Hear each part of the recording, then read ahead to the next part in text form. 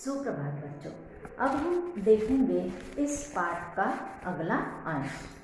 गांधी जी ने सरदार वल्लभ भाई की गिरफ्तारी के बाद अपना जो फैसला था दांडी मार्च का 12 मार्च को जो करना था वो उन्होंने आगे पहले कर दिया और अब उन्होंने वो जो 12 मार्च तय की हुई जो तारीख थी वो बदलकर पहले कर दी। आश्रम के एक एक आदमी यह हिसाब लगा रहा था कि मोटर कार से बोरसद जेल से साबरमती पहुंचने में कितना समय लगेगा। सभी लोगों को अंग्रेजों के इस करतूत से बहुत ज़्यादा वे क्षुब्ध थे, बहुत ज़्यादा वे गुस्सा थे। उन्हें गुस्सा आ रहा था कि आखिर अंग्रेज चाहते क्या है, क्योंकि उन्होंने भाषण स्वातंत्र्य जो होता है हमारी जो नैतिक जिम्मेदारी होती है उस पर भी उन्होंने पाबंदी लगा दी थी। इसीलिए अब आश्रम का एक एक इंसान ये हिसाब लगा रहा था कि बोरसद से साबरमती जेल तक ले जाने में कितना समय लगेगा। जेल का रास्ता आश्रम के सामने से होकर ही गुजरने वाला था, जहाँ पर गांधी जी और अन्य जो उनके अनुयायी थे वे रुके हुए थे और आश्रमवासी पटेल की एक झलक पाना चाहते थे। जो आश्रमवासी थे वे बड़े ही उत्सुक थे सरदार वल्लभ भाई की एक झलक पाने के लिए। समय का अनुमान लगाकर गांधी स्वयं आश्रम से बाहर निकल आए। गांधी जी ने अनुमान लगाया और अन्य अनुयायी भी अनुमान लगाने लगे और उनका अनुमान एकदम सही था कि जैसे ही वो मोटर वहां से गुजरने के लिए आई वैसे ही गांधी जी आश्रम से बाहर आए। पीछे पीछे सब आश्रमवासी सड़क पर के किनारे खड़े हो गए। लोगों का ख्याल था कि पटेल को गिरफ्तार करके ले जाने वाली मोटर वहां किसी हाल में नहीं रुकेगी और उनको ये अंदाज़ा था कि वो जो अंग्रेज अफसर हैं वे वहाँ पर उनको नहीं रुकने देंगे आश्रम के सामने। लेकिन मोटर रुकी क्योंकि सरदार वल्लभ भाई से थोड़ा अंग्रेज डरते भी थे और पटेल ने हो सकता है कि उनसे कहा हो कि आश्रम के सामने थोड़ी देर रुकना है और वे उनकी बात ना टाल पाए और मोटर वहां पर रुकी। लगता है कि पटेल का रौब ही था कि पुलिस वालों को वहां पर मोटर रोकनी ही पड़ी। गांधी और जो सरदार वल्लभ भाई पटेल थे वे सड़क पर ही मिले। एक संक्षिप्त मुलाकात। पटेल ने कार में बैठते हुए आश्रम वासियों से और गांधी जी से कहा कि मैं चलता हूँ, अब आपकी बारी है। अर्थात जैसे मैं यहाँ से जा रहा हूँ मगर अब दांडी मार्च की जो तैयारी है उसका जो कुछ करने का जो आपको जो तैयारी करनी थी वो सब आपको करनी है और हो सकता है कि मेरे बाद में आपको भी अंग्रेज गिरफ्तार कर ले। इसीलिए उन्होंने दोनों मतलब से ये वाक्य कहा था कि मैं चलता हूँ, अब आपकी बारी है। पटेल की गिरफ्तारी देश भर में प्रतिक्रियाएं होने लगी।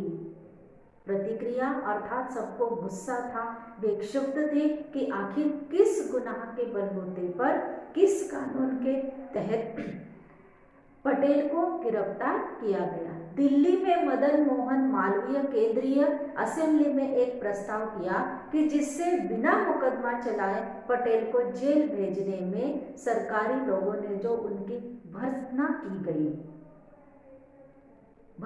गई यानी उनको अपमानजनक उनकी निंदा की गई कि किस तरह से पटेल को बिना मुकदमा चलाए 3 महीने की सजा हुई, 500 रुपये जुर्माना हुआ। तो सब लोग अपनी अपनी प्रतिक्रियाएं देने लगे। प्रस्ताव पारित नहीं हो सका। इस प्रस्ताव पर कई नेताओं ने अपनी राय सदन में रखी। कई नेताओं ने अपना अपना मत रखा कि ये बिल्कुल गलत बात है। आखिर किस बलबूते पर पटेल को गिरफ्तार किया गया है और 3 महीने की सजा सुनाई गई। मोहम्मद अली जिन्ना ने कहा कि सरदार वल्लभ भाई पटेल की जो गिरफ्तारी है वो अभिव्यक्ति की स्वतंत्रता के सिद्धांत पर सीधे हमला है। अभिव्यक्ति स्वतंत्रता अर्थात बात करने की जो हमारी स्वतंत्रता होती है, हमारा जो हक होता है, हमारा जो अधिकार होता है, ये सीधे सीधे उस पर अंग्रेजों ने हमला किया है और ये वो कतई नहीं कर सकते। भारत सरकार एक ऐसी नज़ीर अर्थात उदाहरण नजीर पेश कर रही है जिसके गंभीर परिणाम होंगे और इसके गंभीर परिणाम अंग्रेज सरकार को भुगतने ही होंगे। इस तरह से उन समय के बड़े बड़े नेताओं ने अपनी प्रतिक्रियाएं व्यक्त की।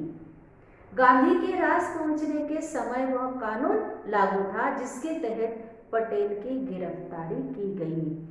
जैसे ही अंग्रेजों को भनक पड़ी कि गांधी जी वहां पर दांडी मार्च करने के लिए रास में पहुंचने वाले हैं, वैसे ही उन्होंने ये कानून लागू कर दिया।